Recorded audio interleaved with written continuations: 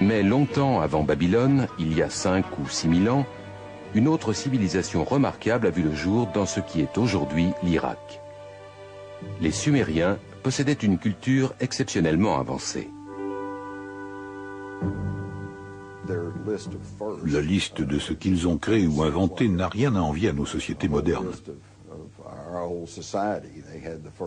Ils ont mis en place le premier système politique à 2 assemblées, le premier système scolaire, et l'on pourrait citer des tas d'autres choses.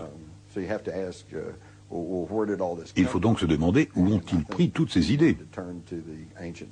Je pense qu'il faut se tourner vers les anciens Sumériens eux-mêmes et écouter attentivement ce qu'ils ont à nous dire et qu'ils ont répété à maintes reprises.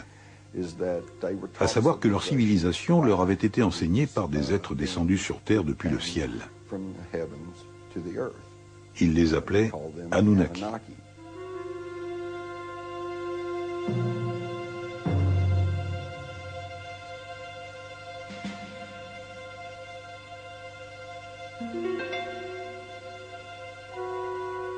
Les Sumériens ont écrit leur histoire sur des tablettes d'argile, comme celle-ci, oubliée pendant un demi-siècle dans un recoin d'un musée de Berlin. Peu de personnes ont réussi à déchiffrer cette langue ancienne. Zecharia Sitchin est l'une d'entre elles. Les écrits et les éléments picturaux qu'ont laissés les Sumériens derrière eux, et qui datent de 6000 ans, parlent de gens venus d'une autre planète, appelée Nibiru, et de nombreuses descriptions montrent des personnages beaucoup plus grands, au moins du tiers, peut-être plus, que la moyenne des êtres humains, autrement dit des géants. Ce cylindre sceau sumérien, provenant d'un musée de Berlin, est étonnant à plus d'un titre. Il décrit notre système solaire avec le Soleil au centre et les planètes disposées autour. Une réalité que la science européenne ne découvrira qu'il y a environ 300 ans. Il montre également Pluton que nous n'avons découvert qu'en 1930. Mais il indique aussi une autre planète que les Sumériens nommaient Nibiru et de laquelle étaient venus, d'après eux, ces géants célestes qu'ils appelaient Anunnaki.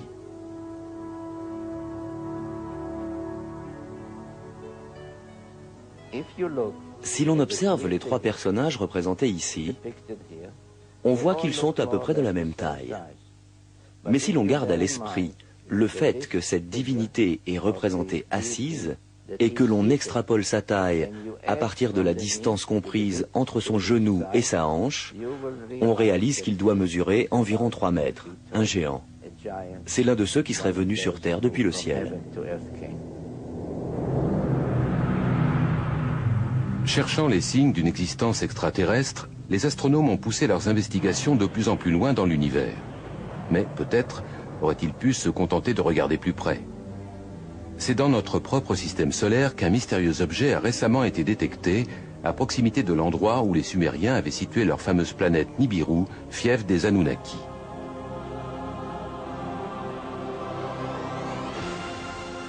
Les partisans de cette théorie y verront sans nul doute la confirmation de l'existence de ces géants venus d'un autre monde.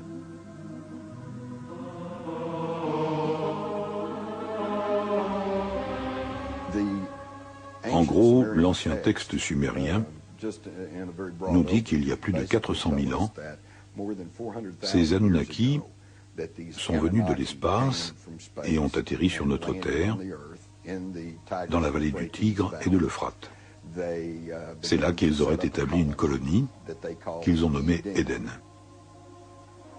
Dans la Genèse, Éden est l'endroit où Adam fut créé à partir d'une poignée de terre et Ève née de l'une de ses côtes. Mais certains ont une vision plus scientifique, voire high-tech, de l'apparition de la vie sur Terre. À un moment donné, ayant besoin d'ouvriers, de main-d'œuvre, les Anunnaki ont décidé de brûler les étapes, en faisant appel à ce que nous appellerions le génie génétique.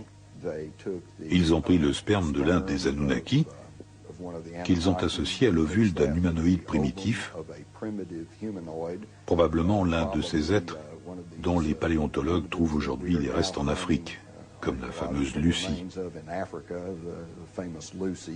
et ils ont produit une espèce hybride qui allait devenir Cro-Magnon ou l'homme moderne.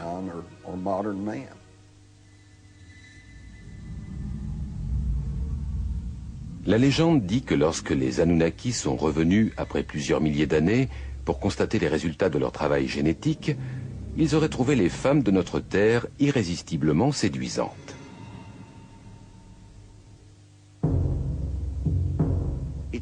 Tout cela est dans la Bible. On peut lire dans la Genèse que les fils de Dieu vinrent trouver des filles d'hommes dont ils eurent des enfants qui seront des héros. Ces titans se révéleront si destructeurs que les Anunnaki qui les avaient engendrés décideront de les tuer. Le livre apocryphe de Baruch précise même le nombre de géants qui auraient été supprimés.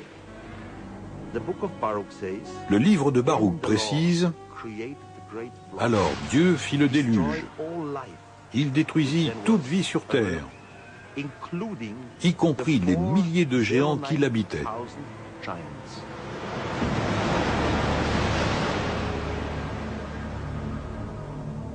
D'après ce récit, quelques titans réussiront à survivre, mais leur règne sur Terre s'achève et les humains vont devenir l'espèce dominante. Les géants vont toutefois continuer à vivre dans la mémoire des hommes, telle une image étroitement associée à nos origines. Pour certains, il s'agit de bien plus que d'une simple réminiscence. Un certain nombre de personnes continuent à décrire des rencontres avec des êtres géants qui seraient descendus d'un engin étrange. D'après eux, nul doute que les Anunnaki, ces géants célestes, reviennent en force.